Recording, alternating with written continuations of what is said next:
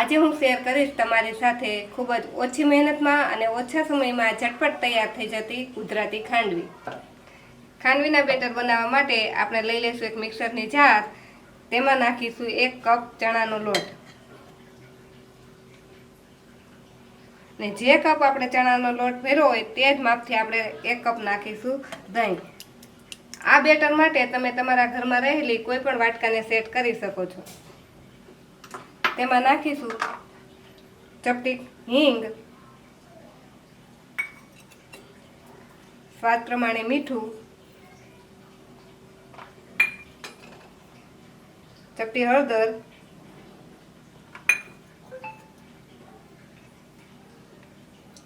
અને આદુ મરચાંની પેસ્ટ. હવે આને આપણે મિક્સરમાં સારી રીતે પીસી લઈશું. આપણું બેટર પીસાઈને રેડી થઈ ગયું છે. તો હવે આપણે એને ચેક કરી લઈશું અને એક બાઉલમાં કાઢી લઈશું.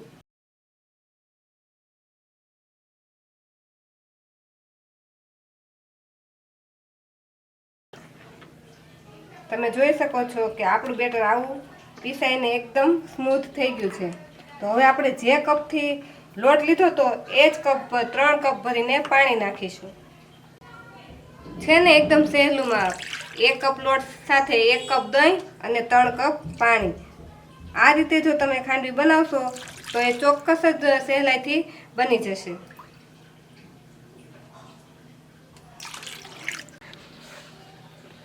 હવે આપણે આ મિશ્રણને સારી રીતે હલાવી લઈશું. તમે જોઈ શકો છો કે આ મિશ્રણ એકદમ પતલું છે.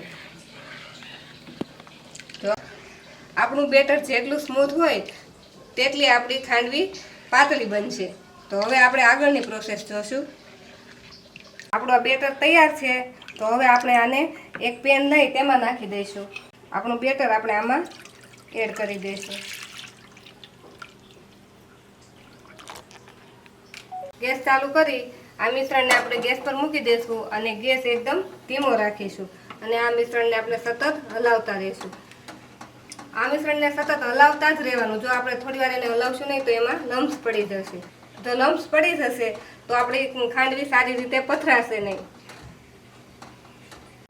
3 મિનિટ થઈ છે તે આપણું મિશ્રણ આવું ઘાટું થવા માંડ્યું છે. પણ આ સમયે આ મિશ્રણને સતત હલાવતા જ રહેવાનું, નહીંતર આ ગમે ત્યાં એક જગ્યાએ ભેગું થઈને ચોંટી જશે.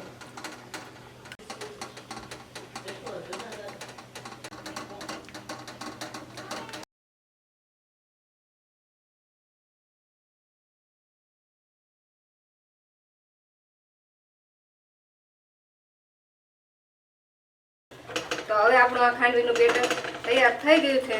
તો એ ઉખડવા માટે પરફેક્ટ છે કે નહીં એના માટે આપણે એક ડીશ પર જરાક તેલ લગાવીને આ બેટરને ચેક કરવા માટે થોડીક લગાવીને ઠંડુ થવા દઈશું. ડીશ પર જે બેટર લીધું હતું એ આવી રીતે સારી રીતે ઉખડી જાય છે. તો આપણું બેટર હવે ખાંડવી બનાવવા માટે રેડી છે. તો આપણે ગેસ બંધ કરી તેને એક આપણે મોટી થાળી લઈ લઈશું. તેના પર તેલ લગાવી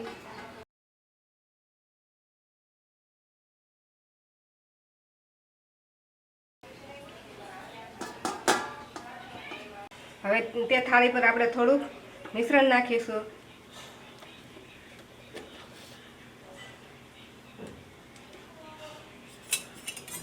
અને એને સ્ટીલના તાવેથાની મદદથી આ રીતે સારી રીતે ફેલાવી દઈશું. ક્યાં પાસે એવું થાય. એક પ્લેટ ઉપર આપણે સારી રીતે ખાંડવી પાથરી દીધી છે. હવે આપણે બધી જ ખાંડવીને આ રીતે બધી પ્લેટ ઉપર પાથરી દઈશું.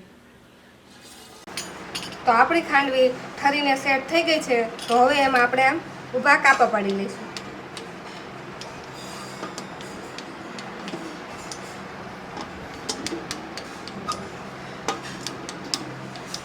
હવે આને કિનારીથી સહેજ ઊંચો કરી ધીરે ધીરે આ રીતે રોલ વાળતા જઈશું.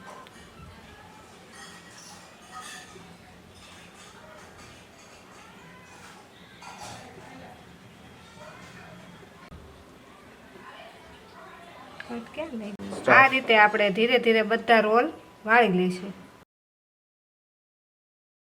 આ રીતે આપણે બધી ખાંડવી વણાઈ ગઈ છે અને તમે જોઈ શકો છો કે કેટલી પાતળી પથરાણી હતી અને તમે એને ખોલીને છૂટી કરશો તો પણ એ પાછી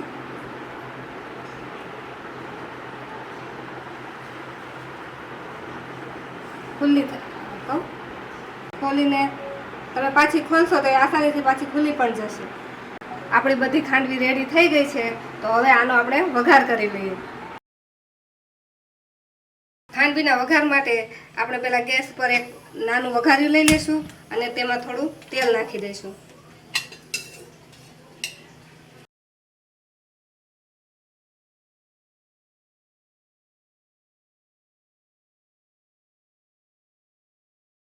ખાંડવીના વઘાર માટે આપણે એક નાના વઘારિયામાં થોડું તેલ લઈ લઈશું.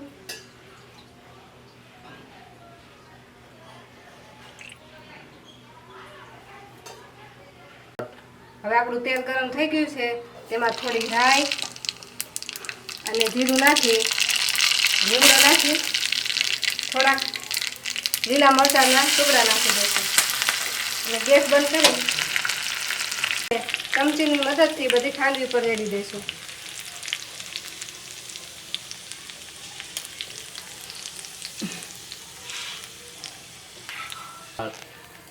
વઘાર નાખી તેના ઉપર થોડા લીલા ધાણા નાખી દેશું અને આ સમયે જો તમારી પાસે લીલા નાળિયેરનું છીણ હોય તો તે પણ નાખી શકો. જો તમને અમારી રેસીપી ગમી હોય તો અમારી ચેનલને લાઈક કરો અને પ્રોગ્રેસ કિચન ચેનલને સબસ્ક્રાઈબ કરો.